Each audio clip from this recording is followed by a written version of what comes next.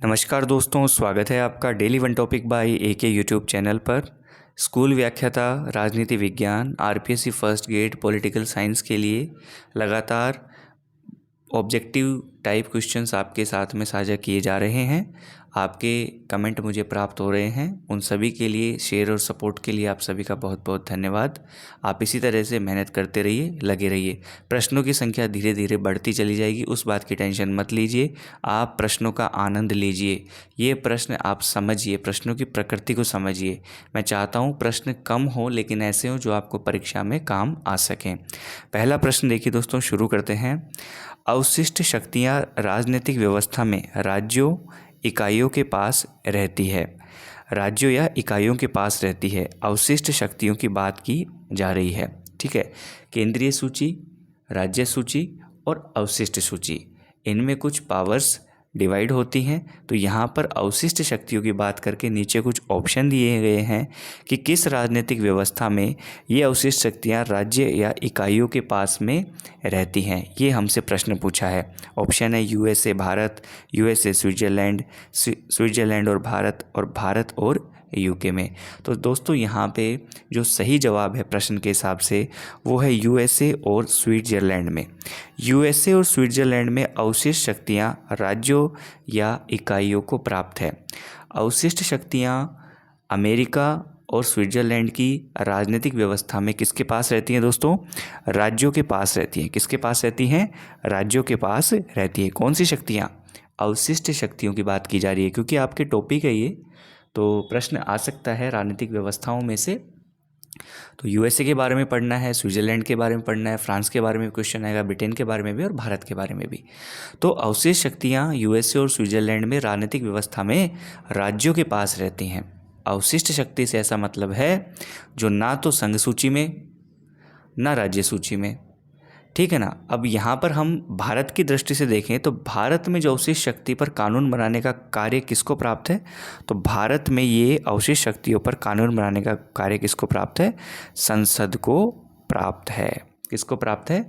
संसद को प्राप्त है। या फिर भारत में अवशिष्ट शक्ति पर कानून बनाने का काम कौन करती है? संसद करती है। ठीक है दोस्तों, चलिए नेक्स्ट देखिए। ये प्रश्न आपको अच्छे समझ में आया? वीडियो को लाइक जरूर कर दिया करें। प्रश्न नंबर 2 देखिए, कूट दिए हुए हैं, अभिकरण और कथन या तर्क वाला, इसको हमें ध्यान से पढ़ना है। और ये जो आपका संरचनात्मक प्रकारात्मक है और डेविड ईस्टन की जो राजनीतिक व्यवस्था है उससे संबंधित ये प्रश्न है, ठीक है। कल भी हमने कुछ प्रश्नों की चर्चा की थी। अभिकरण क्या कह रहा है देखो, आलमंड द्वारा अपनाया गया व्यवस्था विश्लेषण डेविड ईस्टन की तुलना में ज़्यादा प्रतिनिधि है, ठीक है। इसमें ये तो कथन है। तर्क है, आलमंड पहला बड़ा राजनीतिक वैज्ञानिक है जिसने राजनीति के अध्ययन के लिए व्यवस्था विश्लेषण विकसित किया। तो दोस्तों इसके अंतर्गत जब हम देखते हैं तो कथन जो अभिकरण है ये तो हमें समझ में आता है, ठीक है, कि भाई जो डेविड ईस्टन में जो कमियां रह गई थी आलमंड ने उसे आगे पूरा किया, ठीक है। आमंड कह दीजिए, उन्होंने पूरा किया, उसको आगे लेके आए। लेकिन अब हम अगर बात करें कि आमंड पहला ऐसा राजनीतिक वैज्ञानिक है जिसने राजनीतिक अध्ययन के लिए व्यवस्था विश्लेषण विकसित किया था, तो ये बात यहाँ पर सही नहीं होती है, ठीक है ना। तो पहले तो आप इसके जो जवाब है वो आप देख लीजिए। इसमें जो कथन है अभिकथन वो सही है, लेकिन जो तर्क है वो यहाँ पे गलत है, ठीक है। ईस्टन का निवेश निर्गत मॉडल, इनपुट आउटपुट मॉडल या ब्लैक बॉक्स मॉडल या फिर फ्लो मॉडल, ये सामान्य जो सिद्धांत निर्माण में तुलनात्मक राजनीति को बहुत आगे तक नहीं ले जा पाया था, ये हमें अच्छे से पता है, ठीक है। लेकिन अगर हम कहते हैं कि आलमंड ही पहला ऐसा राजनीति वैज्ञानिक है जिसने राजनीति के अध्ययन के लिए व्यवस्था विश्लेषण विकसित किया, तो ये गलत है, क्योंकि ईस्टन पहले ऐसा काम कर चुके हैं। हालांकि वो इसको ज़्यादा आगे तक नहीं ले जा पाए थे। आमंड ने क्या किया? आमंड ने किया कि व्यवस्थाओं को संरचनाओं और प्रकारों के रूप में समझने का प्रयत्न किया। इसलिए इनका जो सिद्धांत है वो संरचनात्मक प्रकारात्मक है, संरचनात्मक प्रकारात्मक सिद्धांत, ठीक है दोस्तों। तो इसमें आपको क्लियर हो गया होगा। दोस्तों नीचे टेलीग्राम चैनल के लिंक हैं, आप टेलीग्राम चैनल को ज़रूर ज्वाइन करें ताकि आपको इन्फॉर्मेशन मिलती रहे, वीडियो का नोटिफिकेशन मिलता रहे। रोनाल्ड रीगन के लिए शैतान साम्राज्य कौन सा देश था? रोनाल्ड रीगन ने शैतान साम्राज्य की जो संज्ञा दी वो किस देश के लिए दी थी? ये यहाँ पे प्रश्न है ना, थोड़ा यूनिक प्रश्न है ना। तो अंतर्राष्ट्रीय राजनीति, अंतर्राष्ट्रीय संबंध से रिलेटेड ये प्रश्न है। तो दोस्तों रोनाल्ड रीगन ने शैतान साम्राज्य की संज्ञा ईरान को दी थी। कौन से देश को दी थी? ईरान को दी थी। रोनाल्ड रीगन ने ईरान को शैतान साम्राज्य कहकर बुलाया था, पुकारा था, संज्ञा दी थी। ठीक है, एकदम फैक्ट क्वेश्चन है। शैतान साम्राज्य रीगन आ जाए तो कौन आएगा? ईरान। चलिए नेक्स्ट देखिए प्रश्न नंबर 4। प्रश्न नंबर 4 क्या कहता है? सीमित सरकार किससे घनिष्ठ संबंध रखती है? सीमित सरकार किससे घनिष्ठ संबंध रखती है? तो दोस्तों सीमित जो सरकार है, यहाँ पे ऑप्शन जो शक्तियों का पृथक्करण, न्यायिक सर्वोच्चता, विधि का शासन, द्विदलीय व्यवस्था, इसके अंदर जो सीमित सरकार सबसे ज़्यादा घनिष्ठ संबंध रखेगी वो है शक्तियों का पृथक्करण। शक्तियों का पृथक्करण। तो शक्ति पृथक्करण का सिद्धांत इसी विचार पर आधारित है कि निरंकुश शक्तियों के मिलने से व्यक्ति खराब हो जाता है, व्यक्ति भ्रष्ट हो जाता है और अपनी शक्तियों का दुरुपयोग करने लगता है। ठीक है ना। तो शक्ति पृथक्करण सिद्धांत इसी विचार पर आधारित है। सीमित सरकार किससे घनिष्ठ संबंध रखती है? ये शक्तियों के पृथक्करण से संबंध रखती है ताकि किसी एक व्यक्ति को अधिक शक्तियाँ ना मिले और वो निरंकुश ना हो। ठीक है, उस पर कहीं ना कहीं से अंकुश रहना चाहिए, इसलिए शक्तियों का क्या करना चाहिए? बंटवारा करना चाहिए। सीमित सरकार शक्ति पृथक्करण के सिद्धांत से घनिष्ठ संबंध रखती है। ओके दोस्तों, चलिए नेक्स्ट देखिए क्वेश्चन नंबर 5। यहाँ पे एक मिलान प्रश्न है, काफ़ी इंपॉर्टेंट है। सूची 1 सूची 2 को सुमेलित करना है हमें। एक तरफ आपके विद्वान है, दूसरी तरफ उनसे संबंधित आप कह लीजिए सिद्धांत, कह लीजिए मूल्य, कह लीजिए, ठीक है, जो भी है उनसे रिलेटेड। एक तरफ है प्लेटो, रॉल्स, बेंथम, मार्क्स, दूसरा उपयोगितावाद, अतिरिक्त मूल्य, दार्शनिक राजा और निष्पक्षता के रूप में न्याय। तो हम एक एक को लेके चलते हैं। ठीक है दोस्तों, तो दार्शनिक राजा के बारे में आपने प्लेटो के दौरान पढ़ा होगा। उपयोगितावाद का नाम आते ही आप बेंथम से मिला देते हैं। ठीक है ना, कोई दिक्कत है क्या इसमें? कार्ल मार्क्स का अतिरिक्त मूल्य का सिद्धांत आपको ध्यान में होगा। और एक का बच गया तो न्याय के रूप में रॉल्स, निष्पक्षता के रूप में न्याय, रॉल्स के साथ में हम इसे मिला देते हैं। एक बार हम एक थोड़ी सी एक्सरसाइज फिर कर लेते हैं। प्लेटो ने क्या कहा था? दार्शनिक राजा की कल्पना की थी कि दार्शनिक राजा ऐसा होना चाहिए। रॉल्स की बात करें तो निष्पक्षता के रूप में न्याय की बात करता है रॉल्स। बेंथम का बात आते ही हम सीधे चले जाते हैं उपयोगितावाद पर। और फिर बच गया कार्ल मार्क्स। तो कार्ल मार्क्स का सिद्धांत है अतिरिक्त मूल्य का सिद्धांत। अतिरिक्त मूल्य का सिद्धांत। ठीक है दोस्तों, आपको इस वीडियो नोट में कोई परेशानी है तो आप कमेंट कर सकते हैं। आपको ये प्रश्न यहाँ तक समझ में आए हैं तो आगे भी प्रश्न हैं, उन पर भी बने रहिएगा। वीडियो को पूरा देखा करें ताकि आपको बेनिफिट हो सके। यदि आप वीडियो पे आ ही गए हैं तो पूरा ही देखा करें, क्योंकि इसमें कोई मनोरंजन नामक चीज़ तो है नहीं। आपकी परीक्षा में काम आने वाली चीज़ें हैं जो भविष्य बनाएगी, आपका भविष्य सुधारेगी। तो ऐसी चीज़ों को आपको पूरा देखना चाहिए। प्रश्न नंबर 6 देखिए। यहाँ पे आज जो आपकी संसद है, लोकसभा, राज्यसभा, इनसे रिलेटेड मैं यहाँ पे प्रश्न कुछ साझा कर रहा हूँ विद डिस्कशन। लोकसभा की प्रथम महिला अध्यक्ष कौन है? लोकसभा की प्रथम महिला अध्यक्ष कौन है, ये यहाँ पे प्रश्न है।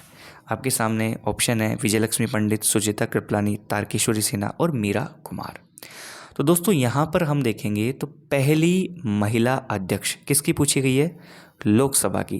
तो आंसर हो जाएगा मीरा कुमार। प्रथम महिला अध्यक्ष कौन है? मीरा कुमार। लोकसभा की पहली महिला अध्यक्ष श्रीमती मीरा कुमार। ठीक है। 3 जून 2009 को लोकसभा ने दलित नेता मीरा कुमार को सर्वसम्मति से सदन का अध्यक्ष चुना था। वे लोकसभा की पहली महिला अध्यक्ष हैं। साथ ही लोकसभा अध्यक्ष बनने वाली वह पहली दलित महिला नेता भी है। प्रश्न आपसे कैसे भी पूछ लिया जाए कि लोकसभा अध्यक्ष में वह पहली महिला जो दलित नेता भी थी, तो वो मीरा कुमार ही आएगा। 2009 में इन्हें चुना गया था, ठीक है ना। तो पहली महिला है, साथ में पहली दलित महिला नेता भी है। सबसे पहले यदि हम दलितों की बात करें तो दलित नेता जीएमसी बालयोगी लोकसभा अध्यक्ष रह चुके थे। लेकिन यहाँ पे प्रश्न है, लोकसभा की प्रथम महिला अध्यक्ष कौन है? तो मीरा कुमार। कब? 2009। ओके, चलिए नेक्स्ट देखिए प्रश्न नंबर 7।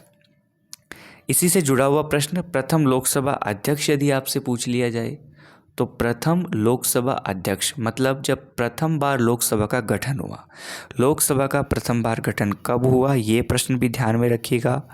6 मई 1952, 6 मई 1952 को प्रथम लोकसभा का गठन हुआ था। प्रथम लोकसभा के गठन में जो अध्यक्ष बना वो प्रथम अध्यक्ष है।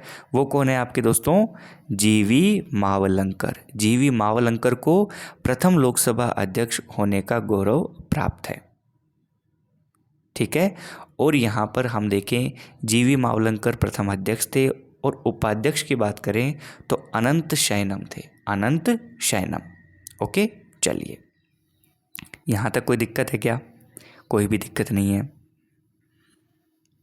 चलो, लोकसभा अध्यक्ष की बात चल रही है तो आप मुझे कमेंट करके बता दो वर्तमान में लोकसभा अध्यक्ष कौन है। अब देखिए, कुछ कथन है, इन पर विचार करना है, हमें अच्छे से इन कथनों को पढ़ना है और फिर हमें इसे सॉल्व करना है। लोकसभा अध्यक्ष में यह शक्ति निहित है, पहला कथन देखिए, लोकसभा अध्यक्ष में यह शक्ति निहित है कि वह सदन को अनिश्चित काल तक स्थगित कर दे, परंतु सत्रावसान होने पर केवल राष्ट्रपति ही सदन को आहूत कर सकता है। सदन की आहूत करने की प्रक्रिया राष्ट्रपति के द्वारा की जाएगी और सदन को अनिश्चित काल तक स्थगित कर सकता है कौन? लोकसभा अध्यक्ष। ये कथन ठीक है। कथन नंबर 2, यद्यपि लोकसभा को भंग करने का राष्ट्रपति द्वारा औपचारिक आदेश ना भी हो, तब भी ऐसी स्थिति छोड़कर जब लोकसभा समय से पहले भंग कर दी गई हो या उसकी अवधि बढ़ा दी गई हो तो 5 वर्ष की अवधि खत्म हो जाने पर लोकसभा स्वतः ही भंग हो जाती है। यदि राष्ट्रपति के द्वारा औपचारिक आदेश ना भी दिया हो, लोकसभा समय से पहले भंग कर दी गई हो या उसकी अवधि बढ़ा दी गई हो, 5 वर्ष की अवधि खत्म हो जाने पर लोकसभा स्वतः ही भंग हो जाती है। ये कथन भी यहाँ पर सही है। तीसरा देखिए, लोकसभा के भंग हो जाने के बाद भी सदन की अगली बैठक से एकदम ठीक पहले तक लोकसभा अध्यक्ष अपने पद पर आसीन रहता है। लोकसभा भंग हो जाने के बाद भी सदन की जब अगली बैठक से एकदम ठीक पहले तक, बैठक में नहीं, बैठक से एकदम ठीक पहले तक लोकसभा अध्यक्ष अपने पद पर आसीन रहता है। ये बात भी यहाँ पर सही है। तो कथन 1, 2 और 3 यहाँ पर सही हो जाते हैं, जिसे हम आंसर में डी टिक कर देते हैं, ठीक है।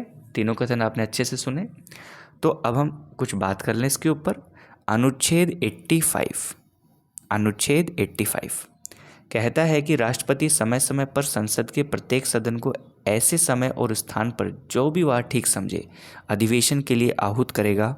अनुच्छेद 85 में बात ये कही गई है, ठीक है ना। राष्ट्रपति समय समय पर सदनों का या किसी सदन का सत्रावसान करेगा, लोकसभा का विघटन भी कर सकेगा।